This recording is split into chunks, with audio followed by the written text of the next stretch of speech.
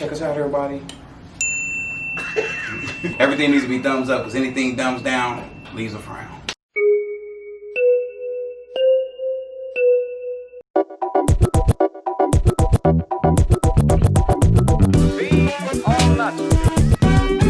Reminds me of a story. You have to understand how things are up here.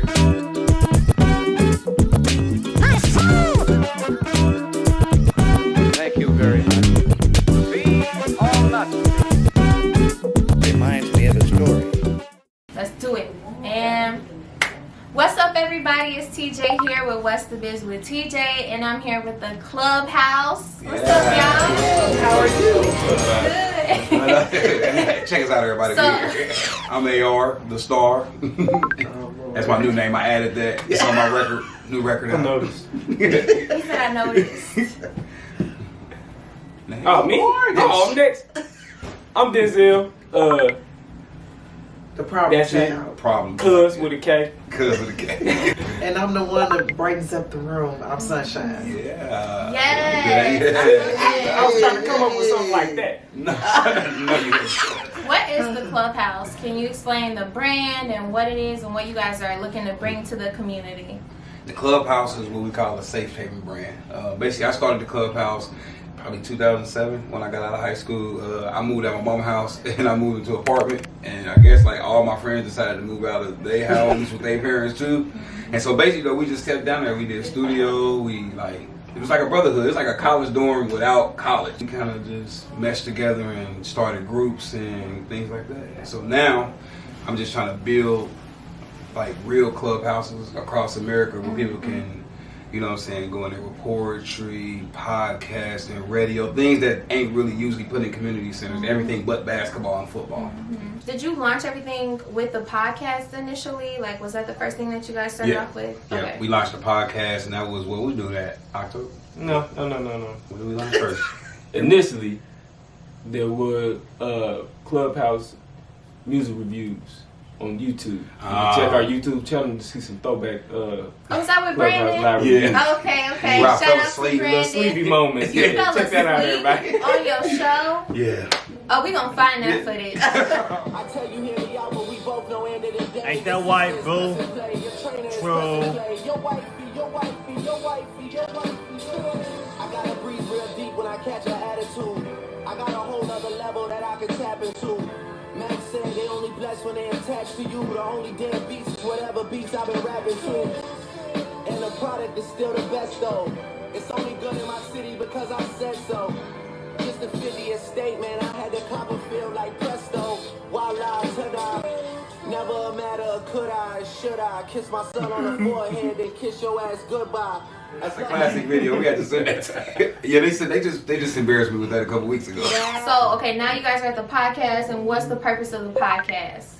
I looked around basically, and we don't have no outlets in Dayton for artists, for people to like entrepreneurs to like outside of shows that's like kind of starting now. Like I thought about that. Like man, we always had to go like everywhere else but Ohio to bring like the light to the music and the talent around here. So I was like, man, we need a platform. And also it tied into like what we wanted to do with building artistry, building artists and stuff. So we needed people to know that we had a platform they can play their music and they can also just come in, you know, chill with us, like just listen and have a good time without feeling Like, judged. The podcast on the media arm, you feel me? On the media branch of the brand. And that's really not only how, like Cuz said, how we can connect with these people, these different artists that we might be able to network with and work with on other branches of our business. We work for those people as a voice to our people to make whatever might not be as accessible, more accessible to the people whose attention that we have. I like the kind of conversations that y'all have because y'all talk about everything. You know what I mean? Y'all talk about politics, which I was really excited to see that episode because I want to hear why you feel like We ain't even gonna talk about that right now. No, we gonna still do it. We get into that. Yes. So the podcast started with just initially Anthony and Denzel, if you guys didn't know, and then Sunshine was brought on. So Sunshine, tell us a little bit about yourself. Let's see. I've been in the music and different things. I did stand-up comedy. I've been doing it off and on for like 20 years. Graduated from Central State University in 2015. Went to Detroit, interned, and never came home. Yeah. So I was working at the front desk, and I ended up being an on-air personality. My name back then was Miss Ohio because I was repping in Michigan for us. But I stayed up there for 4 years, ended up having to come home. People was telling me about their podcast and was like, you need to link up with them. I'm like, okay. So I met them when we were doing it downtown and sat in there a couple times, and what I liked about them was they respected my ideas and my opinions, and we all just started coming together.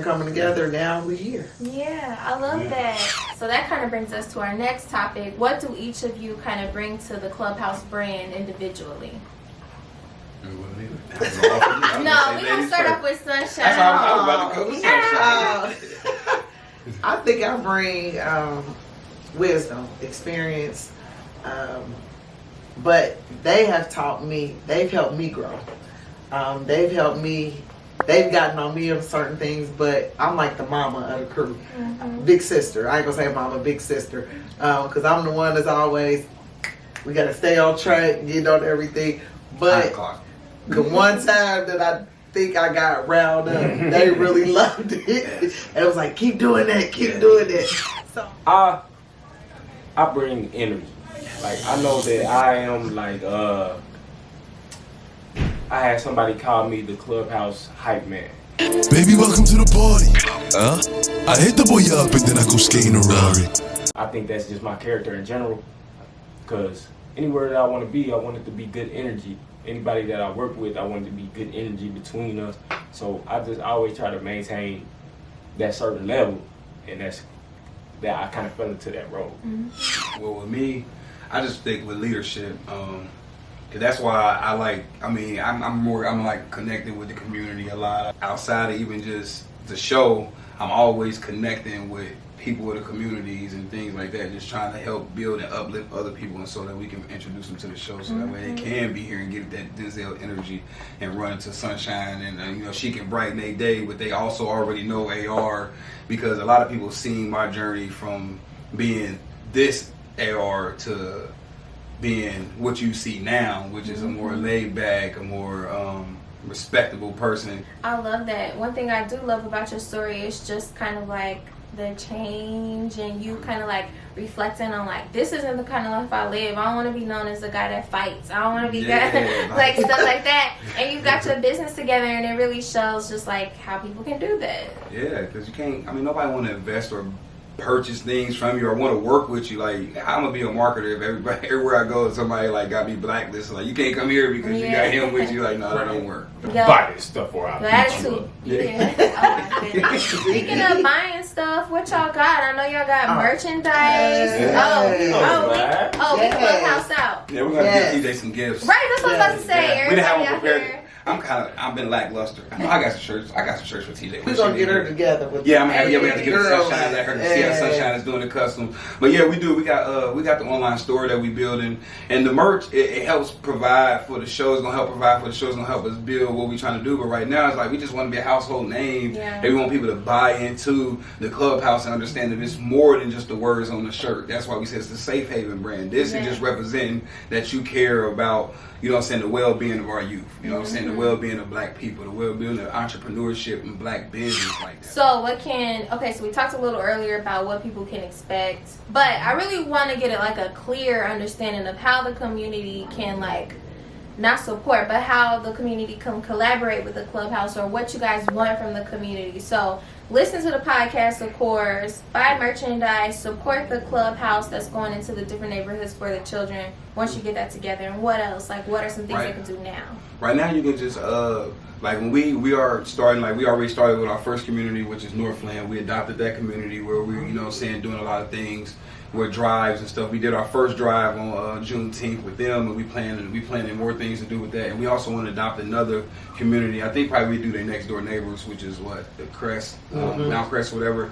Because we feel like certain communities get left out of that philanthropy work because they're not the normal where everybody goes. So that's part of our brand too, is that we want to be able to go out there and reach out to those families. And we didn't do it like, we want people to just know, if you see us put up something, just know that your money and stuff that you invest or anything that you offer is being put to good use. And we very transparent with that. We want to make sure that people know that we're not like, you know, bull crapping. When we go out there, this is a family thing. Let's enjoy this. We're not trying to make you feel like you're less than. We want to lift you up so that you can know that you're better than your situation. I like what you said about the way that you guys get back. You are like a part of the community. It's not like here you go, we're here to drop this off. It's like, hey, we got these resources for y'all. Let's figure this out. Because that's the vibe I got when I saw y'all's last event, when COVID first started happening. Y'all came together. It was different. It wasn't like a charity. It was like more like a community partnership kind of thing. That was the biggest thing that we did. We made it breakfast with the Klubhouse. Wow. So we even had the people out there to sign up for voting.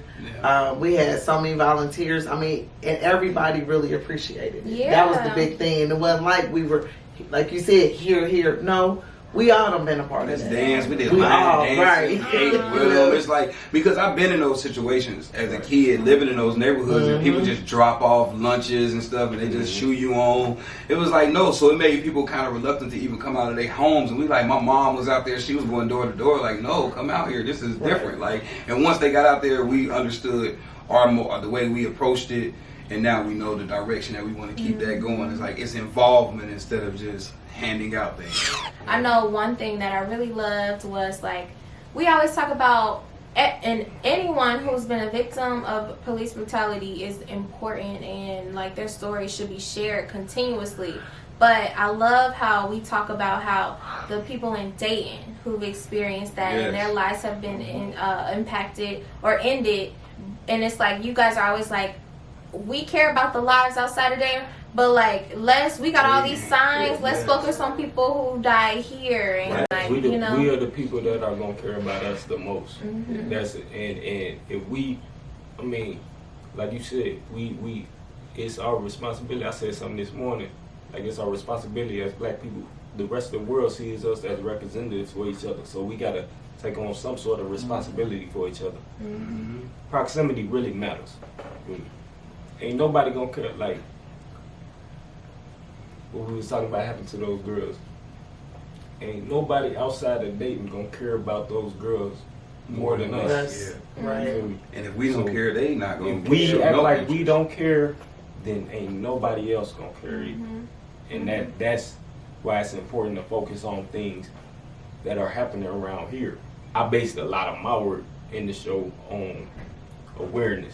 That's why I try to check and double check my information and stuff, because I don't want to feed people something that may not be true or may not be right, because people don't know what they care about if they don't know about it. But Anthony, I love that. Sunshine, Denzel, thank you guys so much for being a part of the season finale of season 3. We appreciate you for letting us be part of the season finale, man. We really honored, and I'm proud of you, because you know what I'm saying, the things that you do is important, just as important, if not more, because you know, coming to highlight things like this, we probably wouldn't have had that platform, but you opening that door for us, so we really appreciate that. I appreciate you always a part of our family. You know you're welcome to come back anytime on the show. Let me get that t-shirt. Yeah, I got you. Definitely got you. Look. Alright, so where can they follow y'all at? KlubhouseLive@gmail.com. If you got any information needed about anything about the show, social medias, Facebook is KLB House on Facebook, and everything else is the Klubhouse Live Podcast. We're on all media outlets. We're everywhere that you can possibly think of. Where ain't we? That's the question. Try not to find it. Alright, love. see y'all